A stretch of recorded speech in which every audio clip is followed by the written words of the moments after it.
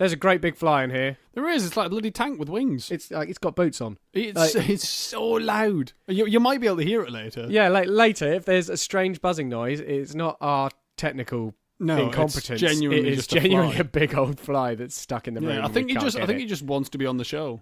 There he is. Speaking of being on the show, if you're listening to this on Wednesday, June 13th, when it will be released, if you're not doing anything tonight, come to our good live show. It's at the Pavilion in Reading, and to celebrate our first birthday and the 30th birthday of Who Framed Roger Rabbit, we're going to be trying to weave that into our double whammy, isn't it? Yeah, we've done well. Double completely whammy. accidentally. That's £3. It's at the Pavilion in Reading.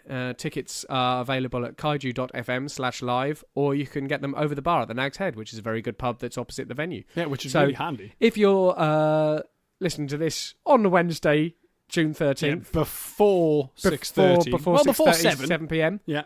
Pop by. Come. You can be on the show. We're going to show just the like film The Fly. and have a chat. But otherwise, you're probably not listening on the Wednesday. So don't worry about it. Disregard. The Fly is still going to be here. Yeah, though. The Fly is still on the show.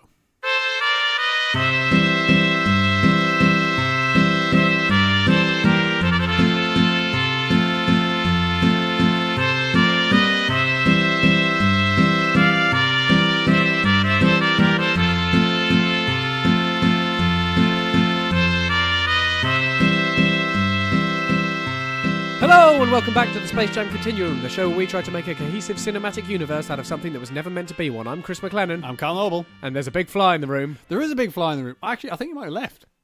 Maybe he's went in a different room. I'm sure we'll find out in due course. Yeah, he'll annoy me. So we're doing a live show tomorrow, aren't we? Yeah. Yeah. Are you ready? I think as ready as I can be. Yeah, I was going I've to say. got a clean t-shirt to put on. All the tech, I think, is in place. Yeah. All the emails have been sent and responded to. We've done no preparation for anything we're going to say whatsoever. But so it's going to be ever. That's going to be thoroughly in line with our general remit. Exactly. It's pretty good. That'll be airing as our 50th episode. Yeah. But because Roger Rabbit's set in 1947, and that's what the live show is going to entail, we're going to try to get to the end of 1947 in this episode and the next one. Yes. So this one will be a little bit longer. The next one will be a little bit longer. We're going to try that just means more of us. 7 cartoons in this episode. Yeah. How you feeling about that? No, I'm looking forward to it because there's some big things coming up. Yeah, but with regards to that, I think it's important that if an episode's really yielding nothing, we need to just move on. Just move on. Move on quick because, we have a tendency to waffle for 10 minutes about episodes that add nothing. Well, I mean, there was that Bat Boy incident, wasn't there? There was that Bat Boy incident. We talked about that for a long time. Yeah, like 3 seconds of animation. We're talking about it now. I know. Well, anyway, moving swiftly on. There's going to be a couple of bumper episodes. Then we'll air the live show for our 50th episode. Yeah. And then we're going to do some nice sort of like Tooniversal Glossary style recaps for episodes 51 and 52. A sort of full story so far sort of situation. To sort of round off what I guess in effect will be sort of season 1. Yeah. And it'll put us into a nice position to... And then we'll kick straight back into 1948. With season 2. Come episode 53. So it should also give people a nice starting point. I think that's my scheme. Yeah. No, I think it's a good plan. Yeah. It's one of my better plans, but that's not saying much. I've had a lot of poor plans. Give yourself some credit, man. Yeah. I think it's probably my top scheme. Fourth best plan. Yeah, okay. But right now we've got a lot of cartoons to get through, yes, so let's kick in. So we ended with Pepe last time, didn't we? Yes, we did. So the first one up today is called A Hare Grows in Manhattan, and it's a Bugs Bunny and Hector number from March 22nd, 1947. Let's do this thing. Let's do it.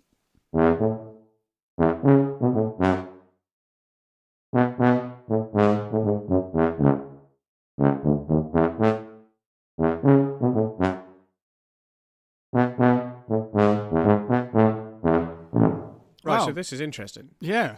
This is basically Bugs telling a story of like his early life from his I was going to say his condo in Beverly Hills, but he still lives in the ground. Like, he's got a fancy house. Yeah, but he chooses not to. I think he probably uses it for entertaining.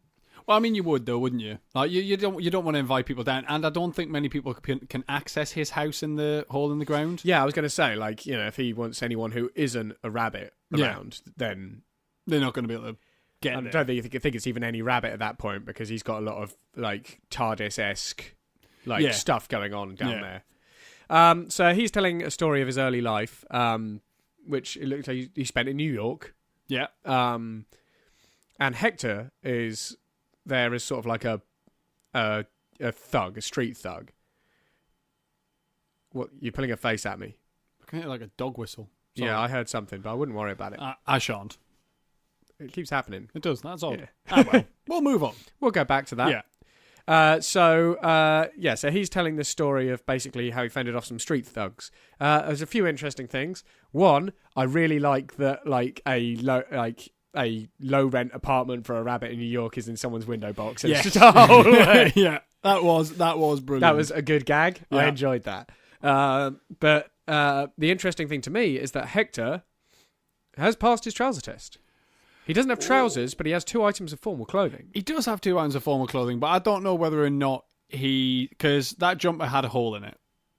So I'm wondering whether or not he has kind of just taken that out the trash. Yeah, I mean... Because they are a pack of street dogs. That's what they are. Yeah, it's possible, but like it was still pretty well fitting and like, you know... I don't know, he couldn't get his head through it. He had to squeeze his head. He had to squeeze his head really small. It's a jumper on. The bit of the neck of the jumper's not like... Your head doesn't go straight through. Like, you know, you're going to feel it on your head. He struggled getting it on, I'll give him that. Okay. But... Well, anyway, I thought possibly... At this later stage, because we've seen Hector as quite a level-headed fellow, and in this he's thuggish and sort of brutish. Yeah. I think he's been laying low, maybe in some sort of witness protection since then. Well, you reckon he's like kind of trying to sell out the mob? I think at some point between this, and when we've seen him in other cartoons, he's possibly, you know, he's snitched on someone, and he's seen the error of his ways. He's maybe done some time. He's got some education in prison because he definitely was smarter in other ones we've seen. Oh, definitely. And this was definitely a flashback. Yeah, we weren't given a time as to when this one was set. No, but it was. But the Beverly Hills bit was now, and it was Bugs talking about when he was a young whippersnapper. Yeah, exactly. So it was definitely a little while ago. Yeah. So like that's interesting to think about. I enjoy that. Like the Storks in the flashback. You know, because they went on strike. They all quit their job and left Porky and Daffy in charge, and that's how Porky and Daffy got stranded in Africa. Well, Porky got stranded in Africa. Yeah, Daffy just left him there.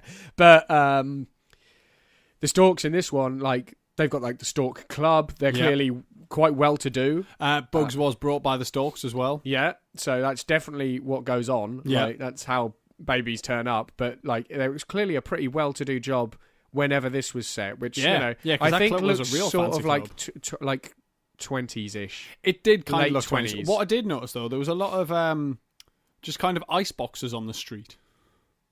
There was a lot of boxes with just the word ice written on it, as if like free ice was just being handed out. Well, I think did you just get delivered a big block of ice because you have those ice pick things? Yeah, you do. But there was just like mailboxes, but ice boxes on the side of the street. So that was an odd thing. Well, we can look that up. I'm going to have to. But not right now. No. We'll do it between now and watching the next cartoon, and then we'll do that. Might find out what they're whistling as well. Of course, we've got to take all of this with a pinch of salt, because it's an unreliable narrator. Like, Bugs is definitely leaning into the celebrity thing. I wouldn't put it past him for him to lie about his past.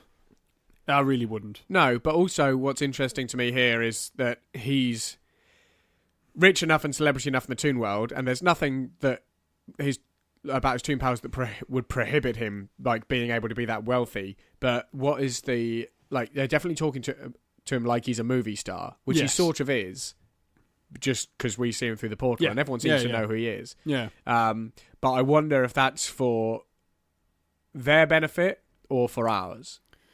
Yeah, it's an interesting one because of Bugs's time traveling ability, it's hard to know which Bugs it is you're seeing and at what point in timeline he is, because Bugs became, I don't know, quite a dark character for a bit, and in this one he's not seeming as up himself. I think this is after that, but before he really starts his full-on quest proper. Yes. Like, I think this is his equivalent of like some R&R, is just him Taking a bit of downtime. Leaning into the celebrity lifestyle a bit. Doing a couple of films, taking it easy. Okay. Enjoying the press attention. Yes. Yeah.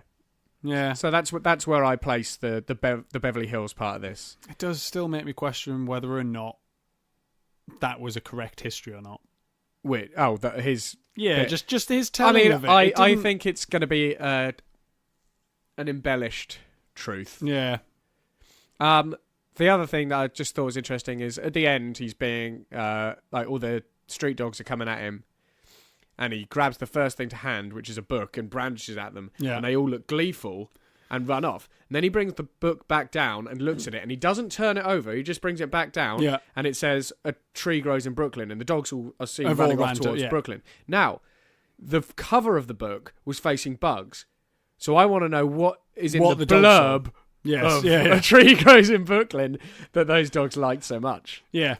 Shall we look up the blurb for "A Tree Grows in Brooklyn"? I think we probably should. Find out what's... Give us a second. Okay. So there wasn't a great deal to get excited about on the back of "A Tree Grows in Brooklyn." In fact, the original one just had a lot of buy war bonds and a little letter by Betty Smith about the importance of buying war bonds.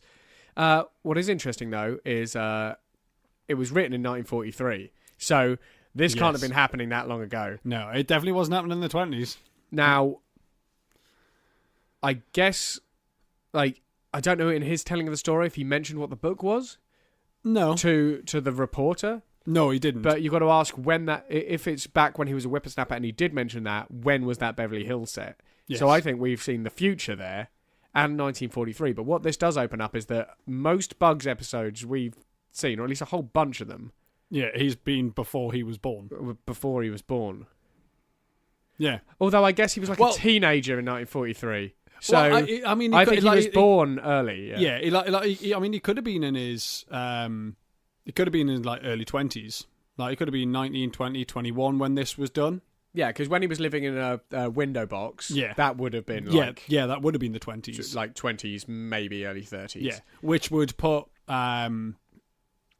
some of his episodes squarely exactly where they are. Yeah, I guess so. But yeah, he was he was a sort of teenager or early 20s. Yeah. In 1943 or thereabouts. Yeah. I would suggest. But yeah, that doesn't tell me what the dogs were so excited about, except apart from a tree.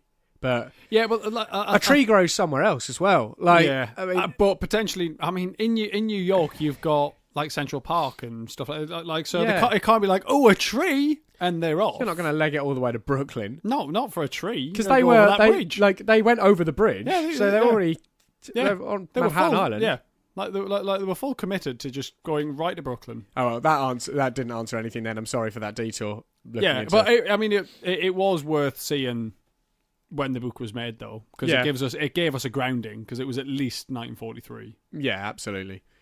But that doesn't give Hector that long to sort himself out. So I reckon Hector did only a little bit of time. I reckon he just got a plea bargain. Well, but why is he so much more erudite now? I reckon he did a lot of reading in prison, man. Either that or he was just hamming up the gangster role. Just trying to fit in. Maybe he's undercover. Oh. Police dog. Police dog. Deputy dog. Well, I don't think he's deputy dog, but... No, that's a different guy completely. Yeah, completely. He's genuinely a different person. Let's consider those two options then. He either snitched on some people, went to prison, but only for a little bit of time, got let out, and is now trying to live the quiet life. Yeah. Or is undercover cop. Also now trying to live the quiet life. Yeah. He was an undercover cop on the edge with nothing to lose 3 days from retirement. For 3 days passed. Now he's retired. Yeah. He's done. Right, let's move on then to Birth of a Notion, which is a Daffy Duck number from April 12th, 1947. Let's have a look at it. Okie doke.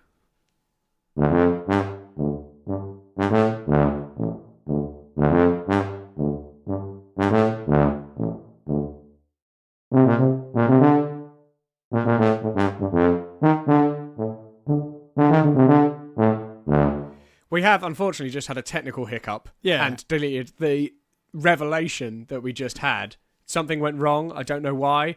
So we're going to launch in and try and be as animated and excited about it as we were. Because, we are. It was a real It was a real humdinger. And the thing is, it still is a humdinger. Yeah, like regardless, because it was minutes ago that we were that excited. I don't think I've lost the excitement. Yeah, because it's great. You know, it's big. It's portal technology big. So let's roll with it. Yeah. That creepy scientist who looks like Peter Lorre is back. Yes. He's still doing creepy science. Yeah. Daffy's there. He's doing his gambit of, I'm not flying south for the winter. I'm just going to find a nice house to live in. Tried that before. Didn't work. Didn't work before. No. So that led us to believe it's a sort of standard gambit for Daffy to just try and get in places. Yeah. So he sort of does a sort of false... Saving a dog's life. Saved your life with the dog of the house. Yeah. And the dog lets him in to stay in the house. Yes. So he gives the dog a bone. He convinces the dog the bone's poisoned. Yeah. And he stops him eating it. And the dog's like, oh, thanks. Yeah. So he's let into the house where Peter Lorre, the creepy scientist, is hanging out. But the dog did say he didn't want the master to find him. The master would not be happy. Yeah. Which is interesting because we've never seen a human-dog sub-dom relationship till now. This is the first time. That's true. And it's interesting that it's manifested with what we believe to be a human from our world coming in. Yeah, so let's get to that. So first up, you believe that Daffy is operating as an assassin at this point. Yes, so I reckon he's been sent there to try and take down this scientist, to stop him from doing whatever he's doing. And we think there's good reason, because when Daffy is in the house, at one point he opens a door, and it's just like a train going past. Yes. And that made me start thinking, this scientist has harnessed portal technology. Yeah. Because that's just teleporting someone to a train somewhere. Yeah.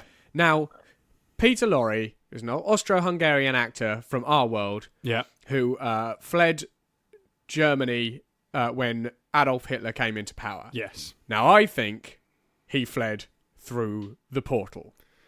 Now, he pretty quickly turned up in America, in our world. He was in like the Maltese films. Yeah, he was in the Maltese Falcon. He was in Casablanca. But I think in a sort of Riker from Star Trek: The Next Generation style, at some point when teleported through the portal, he became split, and some of him was left in the Tooniverse, and that's what we're seeing here. This sort of creepy scientist. Yeah, it's kind of an aspect of his psyche has been left behind. Yeah, like the little niggling evil thoughts that you have in the back of your brain. They've remained in a body in the Tooniverse, because he very much looks like the previous examples when we saw like Goebbels and Goering. Yeah. A human who's come from our world and so they're almost a caricature of themselves. Like they start twisting and going a bit weird. But then he also was in our world, being beloved actor Peter Lorre. Yes. We think this aspect of Peter Lorre has been left in the Tooniverse. But the big take home from this, for me, is that means the actor Peter Lorre, prior to Adolf Hitler coming to power, had harnessed portal technology. Yeah. He was also a brilliant scientist, and I think he was developing this technology, and when Hitler came into power, came around with his goons to try and annex this technology, and Peter Lorre was left with no choice but to jump through his sort of experimental portal and just hope for the best. Yeah. It was just like, I'm going to escape through this portal, and just boom. And it's kind of worked it's kind of worked. He was in some good movies. Yeah, and the thing is that like it did leave behind the technology for the Nazis to get a hold of, but without the person who knew how to use it, it probably took them a lot longer to gain or to harness it properly. Yeah, but it also opens up the idea that it's possibly not that Hitler sort of crossed over into the Tooniverse and spent some time there and then crossed back. Yeah. It's that they were split too, so there was a Hitler in the Tooniverse and a Hitler here. Yeah, so it was an aspect of Hitler's personality. Yeah, but the best thing about it is just that Austro-Hungarian actor Peter Lorre invented portal technology. Yes. Yeah, I mean, there's still the good natural portal that we think we're looking through always. Yes, yeah. Which we don't know if it's natural or just ancient, like a previous civilization had it, like a Stargate. An ancient technology. It's dropped away. That's it. Like, we don't seem to be getting any sort of kind of personality split from anybody that crosses over the American portal, and they just seem to crack on. Yeah, that does lead me to think, like, because earlier on, before it got deleted, I did posit the idea of like using kind of prisms to split apart a person's personality and then focus it back through a lens on the other side to bring them into like unity, and that could fracture a person's personality if it doesn't focus right through the lens. you could end up with an aspect of somebody's personality stuck in one place and not the other. True. But like, yeah, it's really interesting because we pretty much established there was multiple portals available. Yeah. But We'd never it's really actually worked out some how. imperfect portals and the portal as we see it. Yeah. So, but The good portal. Yeah. The real take home though, and the thing that I'm really happy to establish as canon is that Peter Lorre invented it. Yeah. He was not just an actor, he was a mastermind scientist. And maybe that was just left behind. The pure sort of scientist part of his brain is what got left Which in would the explain Tooniverse, why he never really did that. Which is on our side now. Yeah, but also why he has no real hang-ups in the Tooniverse. Like, he's not governed by morals or emotion. He's just doing the science in the Tooniverse. Yeah. The creepy Probably science. just trying to get back. I'd imagine so. Because the thing is he probably doesn't know he's just an aspect. He's probably just like, oh, fuck it, I'm He stuck doesn't know here. that Peter Lorre's here hanging out with Humphrey Bogart.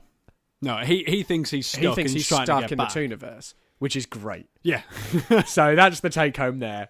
And also Daffy doesn't manage to kill him in the end. Daffy doesn't manage to kill him because another duck says, I'm working this side of the street, which tells me two things. One, they're in a sort of gross point-blank situation where it's just like you know... This is my patch. This is my I'm patch. here. Yeah. But also, if the patch is down to this side of the street, there's a lot of assassination going on in the Tooniverse. You get like a postcode. Yeah. Like, You do all the assassinating there. Odd. Because we've definitely seen Daffy doing a lot of government work before, so I am not surprised to see him in this role. Absolutely not. Like, he's the most trustworthy one so far. Oddly. Horrifically. Speaking of horrific, the next one's a Tweety number. It is Tweety, and it's the first feathered Tweety as well. Yeah, it's the first time we're going to see Tweety with his good yellow feathers. Yeah. But it's also the first time we're going to see Tweety with our boy Sylvester. Oh, it's a big one. It's genuinely a big one. Because Sylvester and Tweety, it's like... And that's a big one coming in after we've established what we've just established. Yeah. Like, this is it's heavy hitter after heavy hitter. Yeah, we're tackling the big issues this episode. So join us in watching Tweety Pie. It's a Sylvester and Tweety number from May the 3rd, 1947.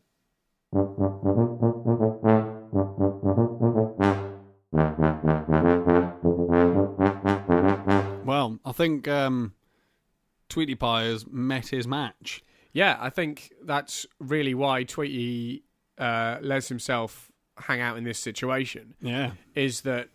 Okay, so basically, Tweety's outside. Sylvester tries to catch Tweety.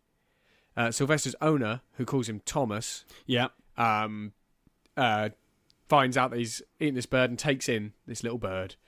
I think she calls him Thomas because we've never seen him communicate with anything but cats, I don't think. No. And I think this is how cats have sort of maintained their sort of life O'Reilly, just being kept well by humans. Yeah, they just pretend they're not sentient and they just take whatever name the human gives them. Yeah, they just roll with it. rock with it. It's fine. But Tweety, confirmed killer of over 200 cats, has finally met his match. Yeah, it's kind of like an unrelenting force versus an unmovable object. Yeah, I mean, like, Sylvester has a lot of plans. Yeah. Like, full-on schemes. Yeah. To catch this bird who's, now in, like, the iconic Tweety bird cage. Yes. And Sylvester seems very hardy and very persistent compared to most other cats. Yeah, because he didn't lose one life there. No. I reckon he's kind of like Wolverine. I reckon he's just got... I reckon he does have 9 lives, but I think he's probably just got, like... Super rapid healing. Yeah, maybe. I mean, we pretty much confirmed in that episode that Tweety's toon power is just the ability to manifest tools, like from nowhere, whatever the hell he wants. Just because at one point Sylvester catches Tweety in a jar, so he can't be heard, and like he's just pulling cymbals out. Yeah, he's got a horn, drums, a pin. Yeah, and he gets a pin and stabs Sylvester in the hand to escape. But so Sylvester has the tools. He pulls a blowtorch out at some point. Yeah, like. He's got a lot of stuff hidden somewhere. So, like, for those of you versed in Dungeons & Dragons, I'd say he's like a blade-packed warlock, which can just summon weapons out of nowhere. Yeah. That's Tweety's thing. It would seem that he does have that ability. And, like... Because we sort of see Daffy do it, but it's only ever sort of one thing at a time. Yeah, and I think he just hides it behind his back. I think he's just got real sort of, like, good hiding skills. Sleight of hand. Yeah. But like he can palm a mallet. But I mean, that's perfectly acceptable if you've got like expanding mallets. But yeah, like Sylvester and Tweety, perfect match for each other because Sylvester can't be killed. Tweety loves killing cats, and he's now just in a position where he just kind of can't gets take out Sylvester. Yeah, but he also just... I mean, I think he relishes having met his match. Like, oh, yeah. Because I don't even know it's the killing of the cats that he enjoys. It's the torturing of It's them. the torturing of the cats, and he's getting that makes it darker. Yeah. It's not that he just likes to kill them, it's that because there's a high chance likes to torture now, them. at this point, that we'll never see Tweety kill another cat again. No, potentially not. We know that... I mean, it's 1947. When's Space Jam? 95? Yeah. 96? That's a lot of killing time. That's 50 solid years. Yeah. Of torturing just Sylvester. Oh, God. So we'll see how that goes. Poor Sylvester. I don't think it's answered very much, really. No. I mean, like we did... It was a delight, don't get me wrong. Yeah, like we did talk about off mic earlier when we were looking at Hector and talking about him being a police dog, because we know that Hector plays a part in the Sylvester and Tweety dynamic. kind of area. And we were talking about Hector being an undercover police dog. Do you reckon he comes out of retirement to keep an eye on Tweety just to make sure that he doesn't go back to his murdering ways? Yeah, but why would they forgive the murdering ways at this point? Or do birds have their own society? No, I'm thinking maybe they just don't have any solid evidence that he actually did it, so they've sent an undercover cop. They've been trying to put him away for years. Yeah, and they've just got nothing to pin on him. I mean, Tweety does wax lyrical about it, or at least has been up to this point. Do you think he's like Chopper Reed? Hello there. I don't know. Potentially. Like Tweety's going, I did it. I killed like 200 cats. Like, it wasn't you, man. It's like, it was me. Yeah, Put me away. I totally did it.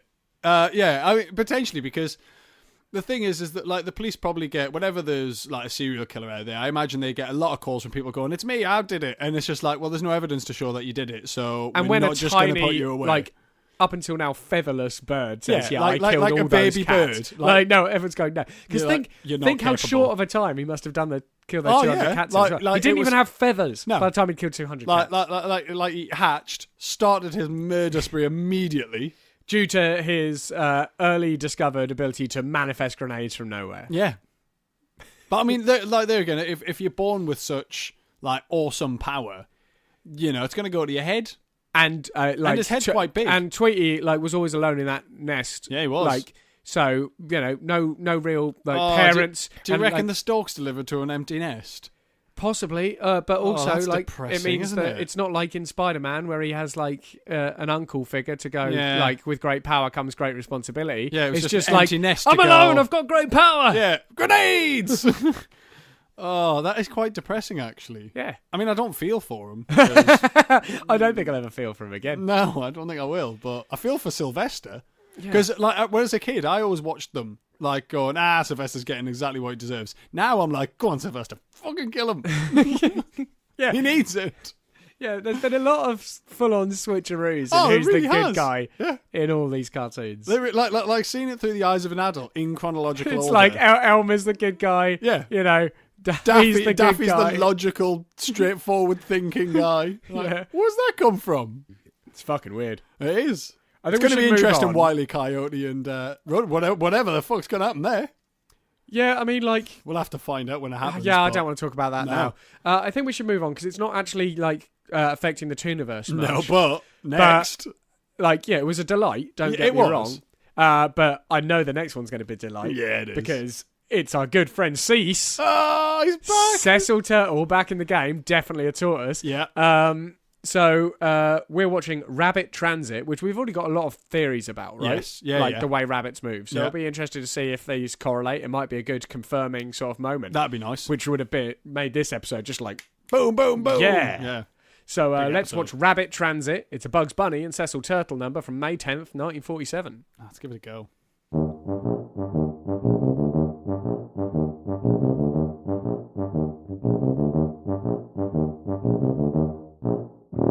I'm going to let you roll this one because you love Cease. I do love Cease. So this appears to be the first race between Bugs and Cecil. Yeah, because this is where Bugs discovers the fable. Yeah, and what is interesting, when he is reading it, he does have a tendency to read backwards through a book. Yeah, I but don't know the whether story that's was just... definitely happening backwards, so I think it was maybe in like Japanese. Like Bugs is it's like a manga. Yeah, possibly. I wonder if he got that when he was over in Japan. He just picked it up. Who knows? Yeah, maybe. But yeah, so in this one, Bugs is at some sort of like spa resort, and he's just relaxing, and he's reading the fable of the tortoise and the hare, and just flat out doesn't believe. He's like, no, like that's just not possible. And Cecil's there, and he's having himself a nice little steam inside his shell, or inside a shell. I think it's a shell because they're garments. So like, I think you take off your shell, and you jump into a towel, and then you just jump in into shell. It sort of steam closes around you like a sort of some sort of box. But all that aside, they start the race, and Cecil says, "Okay, let's agree not to cheat." And Bugs was going to cheat. He had skates on, and Cecil was definitely going to cheat. Yeah, he was like, oh, hold on then, and grabs Cecil, tips him upside down, starts shaking him, and a scooter falls out, some skates fall out, various other modes of transport. But what he doesn't do is he doesn't check the shell itself. The shell. And the race falls out of the shell, but he doesn't check the construction of the shell. No, not at all. And Bugs really should have, because he knows that these things are garments rather than actually part of the body of a turtle. He thinks he calls him a snail. I think that's just an insult. Really? Do you think that's why? I genuinely I think it's because, snails are slow, turtles are slow. I think he's just... Do you think that was the catalyzing event? Do you think that was why Cecil went, well, do you know what, then I'm going to show him? Potentially, yeah. Because it's possible that calling a turtle/tortoise a snail is, it's just, it's a big insult. Yeah, it's not on. No. But it's perfectly fine to call a rabbit a hare. Yeah. That's fine. But the start of the race, Bugs is off, and Cease just turns to the camera and goes, it's all right, you've got time to still place a bet if you want to. And, by the way, I'd place it on me. Lifts up his shell, and inside is a jet engine. Yeah, and so, like, he can happily win the race. And it goes back and forth. Like, Bugs nicks his shell at one point. Yeah, but then it breaks down, and then Cecil just fixes it and... Gnashes off. Yeah, busts off in it. Bugs tries something which we've seen in a previous Cecil and Bugs episode where he repaints the line on the road. Yes. To go into a tree, and then he paints a tunnel on the tree. But Cecil just goes straight through the tree. And then Bugs tries to chase him through there and hits into the tree. Yeah. Now, in the other episode, it was some of Cecil's team who did the trick. Draw the line. Yes. And Bugs just hits into a wall. So I think Bugs, at this point, inadvertently gave Cecil a trick or two to use in future. Yes. Well, because the reason we were thinking about that with Bugs was to do with, like, as long as they had the line to follow, that was the way they could travel at such high speed. Yeah, like it's like the rabbit tracks. Yes, exactly. And like it would seem that Cecil's like kind of jet shell works on exactly the same principle. It requires the line to track. Yeah. Because it's just travelling so fast. Cecil clearly can't adjust that quickly. Yeah. Because his feet aren't even on the ground when this thing's going. Yeah, he's scooting along like a Mario Kart shell. Yeah. So, in the end, Cecil, just before the finish line, just turns up. Does he run out of fuel? Well, I don't think he intentionally. He makes a good situation out of a bad one, but I don't think he intentionally. Yeah, okay. So let's say he runs out of fuel, so he ends up running the last bit, and Bugs wins. Yeah. And then Bugs, he goes, "Oh, you must have been pretty fast to beat me." And Bugs goes, "Yeah, I was easily doing over 100." And Cecil gets him to say it louder, and then gets him arrested by the police. Yeah, because the speed limit was 30, creating a feud that lasts presumably forever. Now the question is, did Bugs do time? How much time did he do, or did he just get a fine? Because the police, I can't imagine, would arrest somebody and take them away. If they were just going to ticket them? Yeah, they were definitely taking him away. Yeah, so I'm thinking he's off to jail. Probably not prison, but I reckon he's going to spend a bit of time in jail while he's trying to get this all sorted out. Yeah, just like at least a night in the cells, you know? Yeah. Until he can cough it up. But yeah, so that's why Bugs hates Cecil and wants to beat him forevermore. Yeah. Also, Cecil reaches Chicago before Bugs and has a little chill on the beach, but he sends him a Christmas card. He does send him a Christmas card. And then Bugs posts himself there. Yeah. And that's how he catches And just up. gives him a big kiss when he opens the box. But it's one of the few Christmas references we've ever seen in the whole thing, because our Christmas episode was just largely us making shit up about Santa, because there was very little to work with, and now there's still very little to work with. But Christmas is there's Christmas cards happen. Yeah, there's definitely Christmas cards. So next Christmas, when we come to do our Christmas special, we're It'll largely be the going to same, but we'll mention a Christmas. Yeah, we're going to be referring back to our Christmas special and some other stuff that might come up. Yeah. I mean, I don't think this answers very much other than it just being the start of a feud we've enjoyed up until now. But it was a good, entertaining episode. Yeah, it was entertaining. Shall we go and take a look in the Porky Piggy Bank? I think we should give it a good old rattle. Give it a good old rattle. Good old rattle.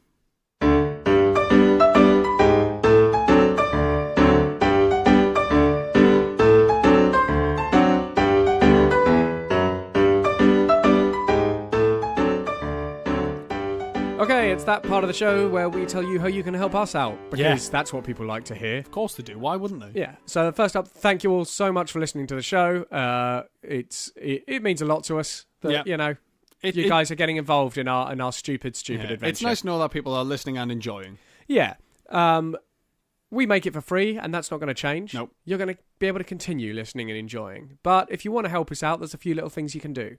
First up, if you listen on iTunes, please take a minute of your time to just give us a review, because it may not seem like much, it may not seem very helpful, but it's so helpful, because currently we don't even have a rating. We don't even have a rating, so please take a moment, just leave us a review, leave us a rating, because it really helps our visibility out. Yeah.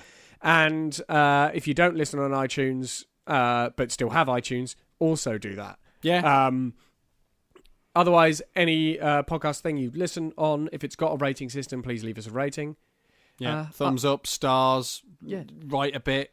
Otherwise, if you have a theory or a question or whatever, find us on the Twitter at TSJ Community, or on Facebook. You can just find the Space Jam Continuum, and there's a page group and chat. a group. There's a group chat there. Yeah. And get involved in the discussion, because that'll help us out, because there's definitely things we miss, things we forget. Yeah, it's always things we're nice probably to hear from just people. wrong about, and it's nice to hear from you. It's really nice to have a chat people. about it. Talking about having a chat about it, just tell people about the podcast. Yeah. If you're enjoying it, there's a high chance other people you know will enjoy it, because they presumably enjoy you. If you have a sandwich board, get that painted up. Just walk around the streets. Preferably put some clothes on underneath. Yeah. If you don't have clothes, just get it tattooed on your body, or just paint it up and just walk around like that. Yeah, exactly. That is definitely one way of doing it. Just proclaiming it like a town crier. If sports fans can take their shirts off and paint their chests, then Space Jam Continuum fans can do the same. I can't see why not. It's not one rule for one.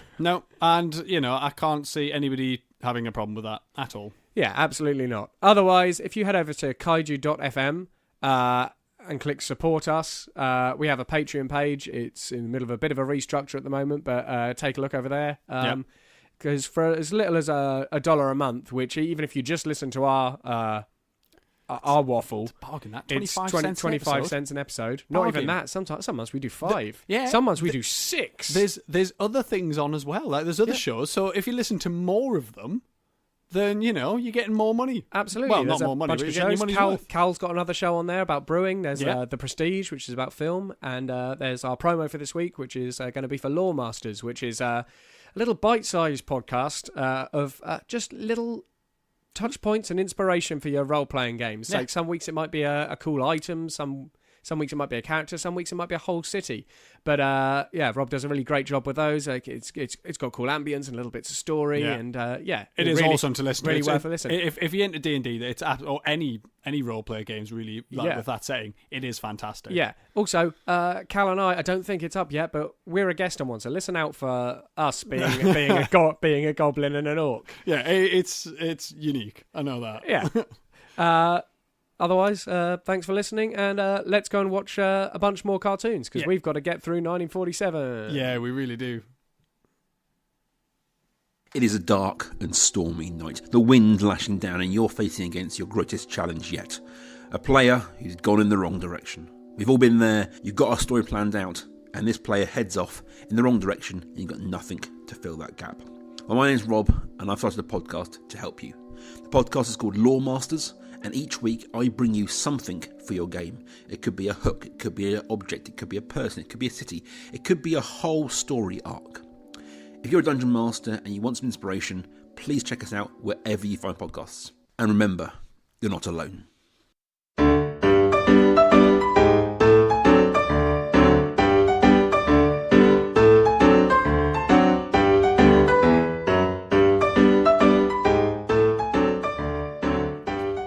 Okay, so next up is a Daffy Duck and Yosemite Sam number called Along Came Daffy. But interestingly, it is archived here as a follow-up to 1943's Wakiki Wabbit. Now, Wakiki Wabbit was when Bugs Bunny turned up on an island where some people were stranded. Yeah. And made sure they got stranded there and stayed stranded there.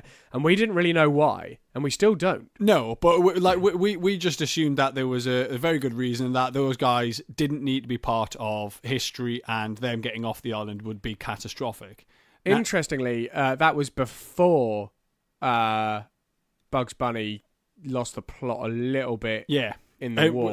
We were operating under the idea that he had like a very solid plan. Like at that point, he was like Doctor Who in our brains, and now he's like, nah. But the question is if this is a follow-up, where did Daffy Duck and Yosemite Sam come into this? Because their only connection can either be Bugs, and Bugs isn't in it, or those two guys. So let's find out in Along Came Daffy. It's a Daffy Duck and Yosemite Sam number from June the 4th, 1947.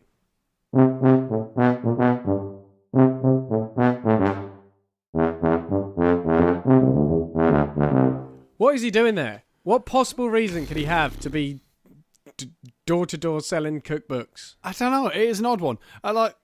By follow-up to 1943's Wakiki Wabbit. I mean, it's a bit similar at the very start. Yeah, it's two guys who are hungry, one of which is Yosemite Sam, and the other one which is... presumably his brother? Yeah, Yosemite he looks Bob. the same, but with black hair. Yeah. And they're hungry, and, there's no food anywhere.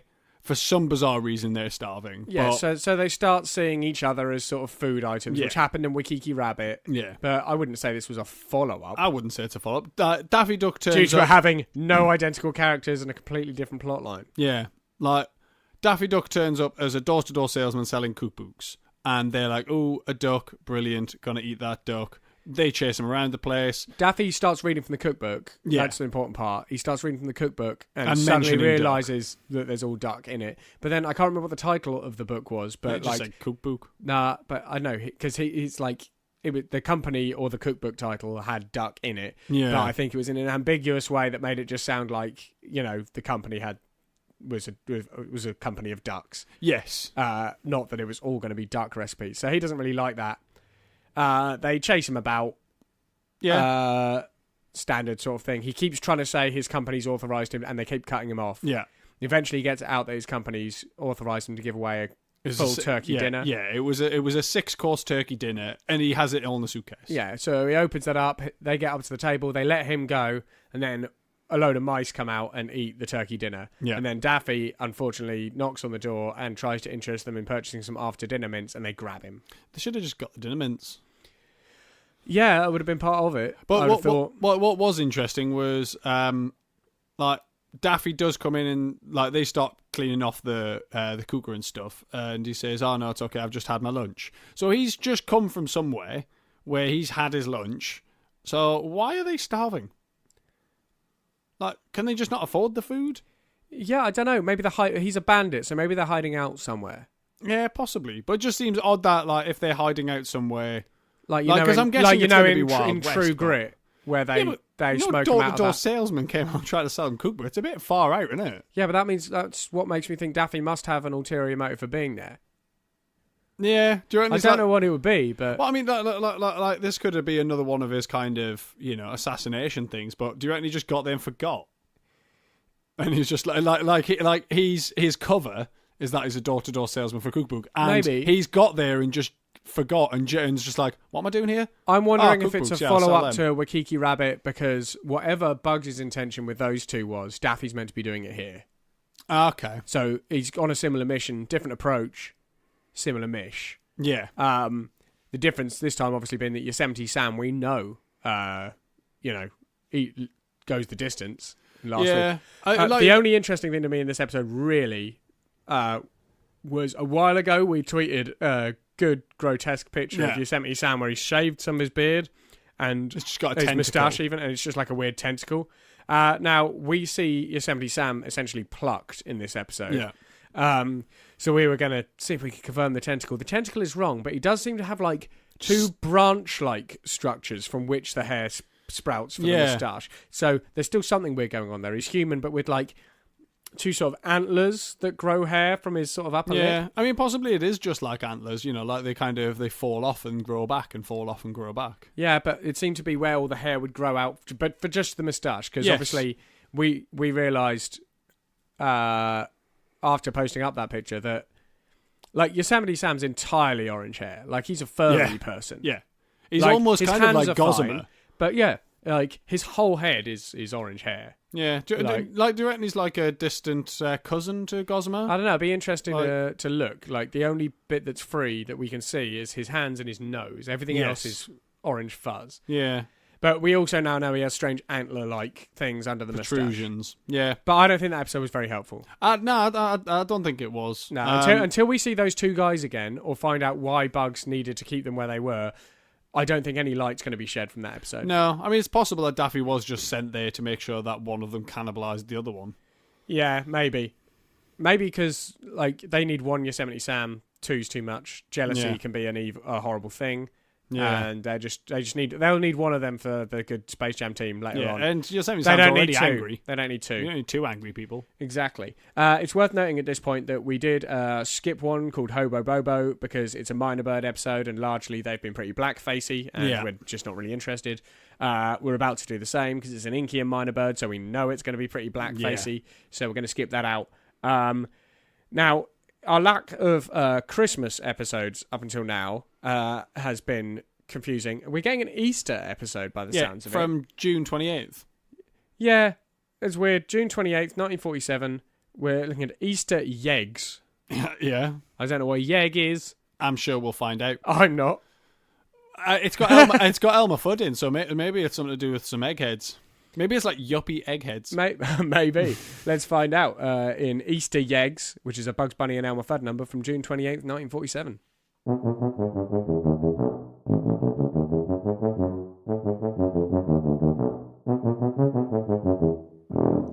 are you feeling about that one then? It wasn't very Eastery. I mean, the Easter Bunny was there, but he was clearly a wreck. Yeah, like he was just miserable. What I did like was the way Bugs talked about Easter eggs as was it Technicolor hen fruit. Yeah. Loved it. Like, I thought that was brilliant. But basically, the Easter Bunny can't be bothered and is a bit miserable. And Bugs is like, I'll do it for you. And parades off with a basket of Technicolor hen fruit. Yeah, he comes across a house where a kid's in a pram sucking a pistol. Yeah, that was odd. Like, that was weird. Yeah. And then the kid proceeds to, beat him up, basically. Yeah. And then he wails that Bugs has broken his arm, and then his full thuggish family with guns turns up. Yeah, and chases Bugs out. So Bugs says, I'm not delivering the Easter eggs anymore. Yeah.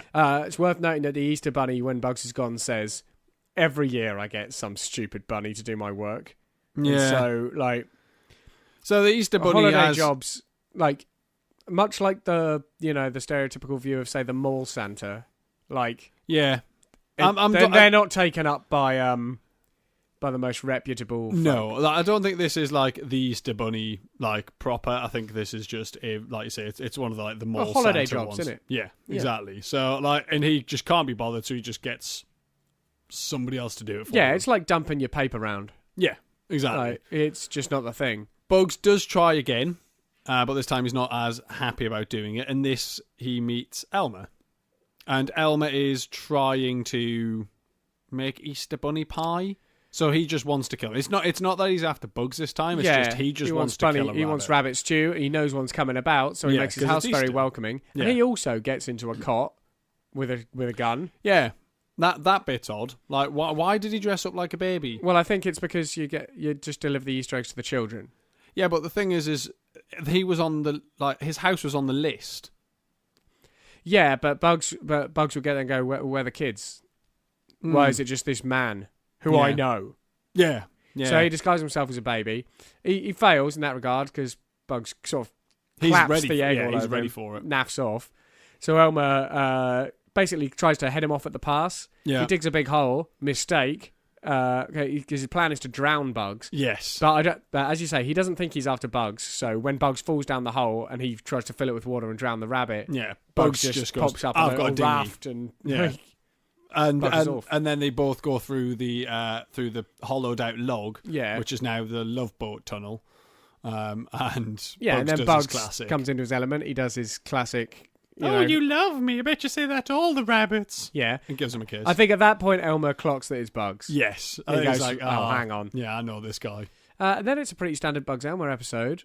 Yeah, just a bit of a except that chase. there's also an Easter bunny trying to Palm constantly off the job. palm off eggs to Bugs. Yeah. Now, like at the end of the episode, Bugs is just like, right, I'm not doing this anymore, and he hides. And the Easter bunny finds an egg and goes, like this. The daft rabbit left this egg lying about, and if you want a job doing, you probably have to do it yourself. Picks it up and starts walking off. Now it's got a fuse dangling out of it, which Bugs proceeds to light. It should be a tell. It should be, but the thing is Bugs must have left that there. Yeah. On purpose. Yeah. And not necessarily that Bugs, but Bugs has definitely left it there because, we never saw Bugs do it. No, but nobody we've else got would to have presume. left a bomb Easter egg lying about. And then, what if Elmer left it for Bugs? Possibly. But it seems a more Bugs move. It does, because Elmer's all about, blowing somebody up with a shotgun. But the Easter rabbit ends up in the tree, and we don't know whether or not the Easter bunny was alive or dead at the end of the episode. So Bugs has either killed the mole Easter bunny. I don't see him move again. Like, he gets blown up and he's sort of hanging in a tree, and Bugs is in hysterics about it. Yeah, he thinks you it's don't great. even see it twitch. No. Like, I think he's killed the Easter bunny. Yeah. It's quite a bold move. That's my feelings on the matter. Yeah, but as you say, it's not the Easter bunny, is it? No, it's He'll the have an mole Easter area bunny. where he's meant to deliver Easter eggs at this time it's of still year. a bold move, just killing a rabbit because you're sick of it. What? Well, yeah, He is. This is a dark time for Bugs. Yeah, but the trouble is he's also basically untouchable. That's the trouble. Yeah, that is true. He is such a big celebrity. But yeah, well, he's a big celebrity and he can travel in time. Yeah. Like, what are you meant to do with that? I'm not liking Bugs at the moment. I haven't liked Bugs for a long He's time. real dark. Yeah. Because he took such joy in that. He was in hysterics. Yeah, he thought it was hilarious. The best thing that happened all episode for him. Yeah. I mean, and I don't think it helped much. Like, I mean, it does make holiday jobs seem more true, just the general demeanour of the Easter bunny. Yeah. But the rest of it was a pretty standard Bugs Elmer episode, except Bugs blew up the Easter bunny at the end of it. Yeah. That was weird. Just we'll chalk that up as another horrendous thing that Bugs Bunny has done. We really should get a list of just like horrendous things. I think get that made into a t-shirt. I just reckon a list. Part of our bumper recaps after the live show, so episodes 51 and 52, I think we should definitely just list everyone's crimes. Yeah. Up until this point. Yeah. Just so we know where they're at. Just so we know where they're at. I think we should move on because I don't think that was very helpful. It was just horrible. Yeah, it was. Also, this one has loads of people in it. So we've got Foghorn Leghorn. Yeah. We've got Barnyard Dog. Yeah. We've got Henry. Yeah. Now, we expect them to be together. Yeah. But we also got Sylvester. He's in. Yeah. And no Tweety. No Tweety, but like that's a recent like. It is, but the thing, like last time we saw Sylvester was in a house as Thomas with Tweety. Do you reckon he's just like, I'm sick of getting battered about by that bloody bird, and just decided to take a, little sabbatical on the farm somewhere? What I'm liking about the Foghorn Leghorn episodes is they're kind of, like the first series of The Wire, like focused on like just the one case and the corners and whatever, and then it sort of zoomed out and it was about the docks, and then it sort of zoomed out and it was about the greater and it zoomed out and it was the politics, and it zoomed out and it was the journalism and all that. It was just Foghorn Leghorn and Henry. Yes. And it was Foghorn Leghorn and Henry, Barnyard Dog. Where does he fit in? Yeah. And now it's Foghorn Leghorn, Henry, Barnyard Dog, Sylvester, where does he fit into this thing? So Joe's just going to keep going. I'm hoping it's going to get everyone in at one point, and we'll finally understand where they all fit in their dynamic. How they're all together. And that will bring us one step closer to the team spirit seen in good 1996 movie Space Jam. Yeah. It'll be interesting. If they keep introducing a new character every single time, it's a Foghorn Leghorn episode. Until that box on our spreadsheet is just massive. So let's give it a go. It's going to be the last one today. I know it's been a long episode, folks. Thanks for sticking with us. It's been full of revelations, though. Yeah, it's good. Peter Lorre invented the portal. I know. Yeah. Next week will also be a bumper one. Then I promise we won't do it again. For a while. Unless it seems like a really good idea. Yeah. So let's watch Crowing Pains. It's a Foghorn, Barnyard Dog, Henry and Sylvester number from July the 12th, 1947.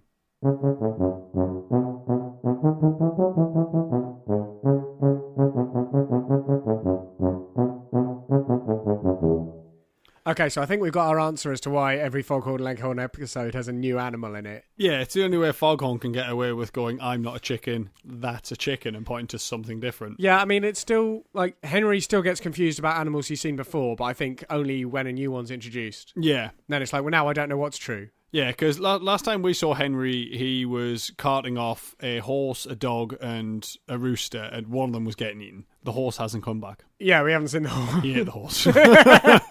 Basically. But this one, Sylvester comes a cropper, so we'll see. I think it's the first time we've seen Sylvester talk to anyone who isn't a cat. Yeah, I mean, the thing is, we know Sylvester won't come a cropper, though, because Sylvester heals like Wolverine. Yeah, I think that's going to be his saving grace in this Yeah. situation, yeah. He's probably going to be all right. Painful, but all right. I mean, did much? Not really. So basically, it starts with Sylvester, kind of annoying barnyard dog, and the dog chases him, still on his lead, but he ends up over a tree branch and he's like hanging. hung. And Sylvester is about to save his life. He's about to chop the rope with an axe when Foghorn Leghorn grabs it because he thinks he's going to chop the dog with the axe. But does he? Does he like barnyard dog? We think they do. Yeah, but it's the fact he says, you have to bury the hatchet, but not in someone. Yeah, so Sylvester's going to cut him down. Yes, and then Foghorn Leghorn takes the head off the axe. Yeah, but I think it's because Foghorn Leghorn's round the corner of the barn. He can't see quite where he's aiming. Yeah.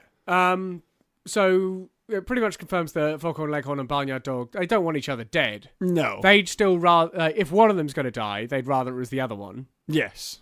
But if neither of them has to die, they're going to sort that out. Yeah, exactly. But yeah, Henry Hawk comes in with his usual I'm a chicken. I'm chicken. He tries to take Foghorn Leghorn away. Foghorn Leghorn tells him Sylvester's the chicken. Yeah. Hilarity ensues. Of course. But it winds up with them going, them all going, he's a rooster. Yeah. And they conclude, Henry concludes that, roosters got to crow at dawn. Yeah, and have to crow at dawn. They have to. So that's an interesting, have to. Yeah, they don't have a choice. It's they'll get fined if they don't, arrested if they don't, or maybe it's just an inbuilt instinct which they cannot not do. Yeah, I didn't get conclusively which of those things it is. No. But Foghorn Leghorn's got one of those good, well-written tomes that you read a couple of pages of and can just do it straight away about ventriloquism. Yes. And so when he crows, he makes it seem like Sylvester's crowing at dawn, technically fulfilling both of the necessary criteria. Yes. Proving that he's not a rooster to Henry. Yeah, Henry but also whilst having to crow. He had to crow. He did. Yeah, he did. And Sylvester gets dragged off. And we know that's not the last we see of Sylvester. Yeah. So it'll be interesting to see who gets introduced next time in a Foghorn Leghorn episode. But otherwise, I don't really think that's added much. We've already sort of established a dynamic, and thus far it has continued. Yeah, I mean, it was nice to see Sylvester in there, just like with a few other people. And with the voice back. Because as you know, we've seen the voice, but only when talking to us. Yeah. Or to other cats. Yes. So we know he can communicate with other animals. So that kind of supports the idea that they don't. Really he just doesn't do it in front of humans. Yeah. Because he wants them to keep him as a pet. Yes. Because he wants them to just feed him, and he doesn't want to enter a sub-dom relationship like the dogs do. Yeah, it's not like he's definitely pretending. Yes. Whereas the dogs, it's playing. It's it's part of it's a role play rather than a full on hoodwinking, feint and disguise. Hoodwinking. Hoodwinking. A hose down. But yeah, it was a fun episode. Enjoyed it. Didn't give us much. No, but we'll find out that roosters have to crow at dawn. Be interesting to find out why. Well, hopefully that'll be covered in the next 50 years of cartoons. I hope so. But we'll investigate the rest of 1947 on next week's show, and then show 50 will be our live Roger Rabbit show. Yeah. As we said at the start of the episode, if you do happen to be listening to this on June 13th, 2018, it's happening. It's soon. It's tonight. Yep. Come along. If you're in the Reading area, do come along. Come down to you can grab your tickets from the Nag's Head pub. It's in the pavilion next door. Coming down, it's £3. It's a good idea. Otherwise, see you next episode. Yeah. Bye.